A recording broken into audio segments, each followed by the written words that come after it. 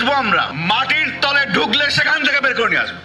পুলিশের সাবেক মহাপরিচালক বেনজির আহমেদকে গ্রেফতারে ইন্টারপোলের রেড অ্যালার্ট জারি করতে নির্দেশনা দিয়েছেন আদালত।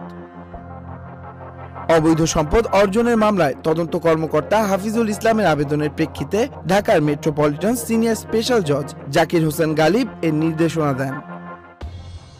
বর্তমানে অস্ট্রেলিয়ায় অবস্থানরত পুলিশের সাবেক আইজিপি বেনজির আহমেদ তার স্ত্রী ও 2 মেয়ের বিরুদ্ধে 2024 সালের 15 ডিসেম্বর 4 মামলা করে দুদক। মামলায় বেনজির পরিবারের বিরুদ্ধে 74 কোটি 13,39,000 টাকা জ্ঞাত আয় বহির্ভূত সম্পদ অর্জন ও সম্পদের তথ্য গোপন করার অভিযোগ আনা হয়।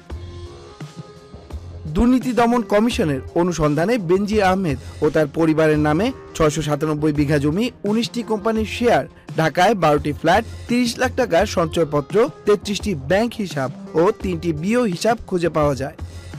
পরবর্তীতে আদালতের আদেশে এসব সম্পদ জব্দ ও অবরুদ্ধ করে দুদক।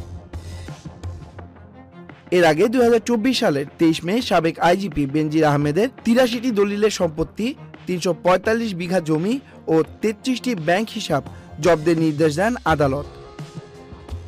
অন্যদিকে 26 মে আদালত বেনজির ও তার পরিবারের সদস্যদের নামে 119টি জমির দলিল, 23টি কোম্পানির শেয়ার ও গুলশানে 4টি ফ্ল্যাট জব্দের আদেশ দেন। ইতিমধ্যে এসব সম্পত্তি দেখভালের রিসিভার নিয়োগ করা হয়েছে। বেনজির আহমেদের বিরুদ্ধে এপ্রিলে অনুসন্ধান শুরু হবার পর মে মাসের প্রথম সপ্তাহে পরিবারের সদস্যদের নিয়ে তিনি দেশ ত্যাগ করেন। তাদের অভিযোগের বিষয়ে জিজ্ঞাসাবাদের জন্য 2 দফায় তলব করা হলেও তারা দুদকে আসেননি।